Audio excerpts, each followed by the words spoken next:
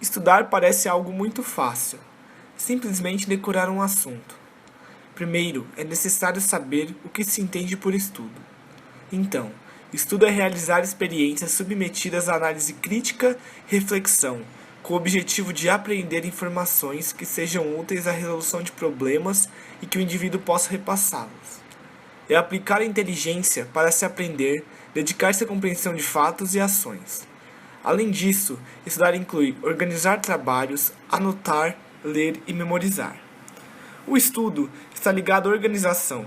Ela é essencial para ter um cronograma de estudos com horários para ler, fazer resumos, por exemplo. É muito importante também sempre ter dicionários, enciclopédias, livros de boa qualidade ao seu dispor enquanto estuda, para uma ocasional consulta. Para isso, existem técnicas de estudo. Sua função é facilitar o aprendizado e fazer com que a memorização e fixação da matéria ou assunto seja mais eficaz e duradouro. Nesse trabalho apresentaremos as 8 técnicas de estudo. Primeira técnica, o teste prático. O teste prático é responder questões, perguntas, a quais podem ser de alternativas, dissertativas, entre outras, sobre uma devida matéria, como se o aluno estivesse fazendo realmente uma prova. Essas questões que você errou podem ser refeitas depois de um tempo, a fim de fixar ainda mais a matéria. É uma técnica excelente, uma vez que força o aluno a desafiar seus próprios conhecimentos e lembrar o que estudou. E como ele está fazendo algo que simula uma avaliação, acaba ficando mais concentrado em sua memória a matéria. Dessa maneira, absorve e memoriza de uma forma mais rápida. Prática distribuída. A prática distribuída se baseia em separar os estudos e estudar um pouco de cada matéria ou um assunto desejado todos os dias, a fim de nada ficar acumulado na véspera de uma prova, por exemplo. Dessa maneira, ao voltar a estudar em outro dia, tem que puxar na memória o que já tinha estudado. Também uma técnica de alta aplicabilidade.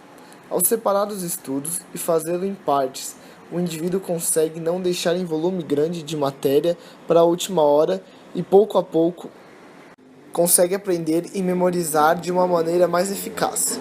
Como em uma dança, em que se aprende partes de apresentação e tudo está memorizado e ensaiado. Grifar texto.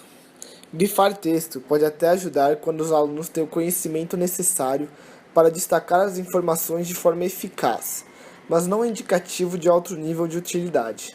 A marcação no texto chama a atenção do leitor, mas este precisa refletir sobre o significado e como suas peças diferentes se relacionam entre si. A técnica de grifar partes importantes do texto pode ser muito eficaz para você ter uma base no assunto em que irá estudar, tendo em mente que as partes grifadas serão utilizadas para facilitação do entendimento do assunto. Porém, quando se estuda apenas grifando partes importantes e estudando apenas por isso, se tem um resumo imenso e assim perde grande parte do que há no texto. Com isso, tem um nível de utilidade não muito grande para os seus estudos. Associação mnemônica.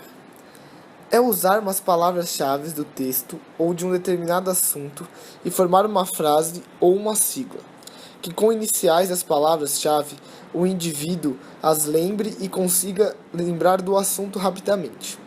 Reconhecer a importância das palavras-chave na representação e recuperação de informações é uma forma de promover uma memorização e fixação do que foi estudado. A utilização da técnica de associação mnemônica é muito importante para a construção de um texto de estudo, mas possui não muita eficácia quando utilizada sozinha, pelo simples fato de que a utilização de palavras-chave faz com que muitas vezes as pessoas se percam o foco do estudo. Então, essa técnica possui uma eficácia baixa, porém possui uma grande utilidade na construção de resumos e brainstorms, para que isso sejam muito utilizados em uma página de estudo ou criação de texto. O resumo. Resumo é a apresentação concisa dos pontos relevantes de um texto, sendo uma apresentação sintética e seletiva das ideias de um texto, ressaltando a progressão e a articulação delas. O estudo mostrou que os resumos são úteis para provas escritas, mas não para provas objetivas. O problema dessa técnica é que nem sempre o estudante consegue visualizar quais são as ideias mais importantes mostradas no texto. Esse fato pode ocorrer pois o estudante não fez uma boa interpretação durante a leitura, como por não saber extrair o essencial do resumo, fazendo assim com que reescreva o texto com outras palavras. Estudo intercalado de diferentes conteúdos. Ele é misturar diferentes matérias em uma mesma sessão de estudos. Uma das justificativas para a eficiência do método é que o estudante, ao retornar a um tema visto anteriormente, acessa a memória de longo prazo e força o cérebro a relembrar algo que não foi visto nos últimos minutos, ajudando a fixar o conteúdo. Explicar o conteúdo para si mesmo. É como pensar em voz alta. Trata-se de explicar com as novas informações que se relacionam a conteúdos já aprendidos ou explicar passo a passo da lição. Essa técnica apenas funciona se as pessoas conhecem o assunto. Não basta ler um texto e mudar certas palavras.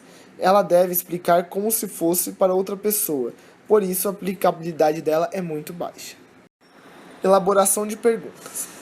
Elaboração de perguntas consiste em criar explicações que justifiquem por que determinados fatos apresentados no texto são verídicos.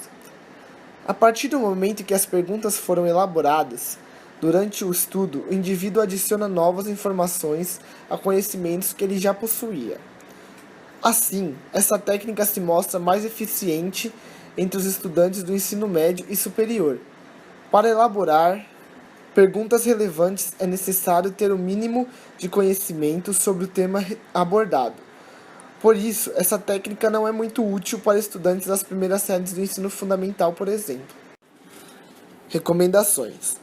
Recomendamos usar as seguintes técnicas: prática distribuída, resumo e elaboração de perguntas, uma vez que são as mais efetivas e mais aplicáveis no dia a dia. Também são as mais fáceis e simples de se usar, com alta taxa de recomendação entre alunos e professores, sendo assim uma das melhores para serem usadas. Considerações finais. Todas as técnicas de estudo apresentadas são eficazes e, de certa maneira, algumas mais e outras menos. Mas isso baseado tudo em estudos. Tentar aplicar todas é essencial, uma de cada vez e por um bom período de tempo, a fim de saber o resultado que a técnica proporciona à pessoa e, mais importante ainda, para que essa possa saber quais são as técnicas mais utilizadas e a que mais identifica com ela mesma. E dessa maneira obter sucesso em seus estudos e alcançar seus objetivos.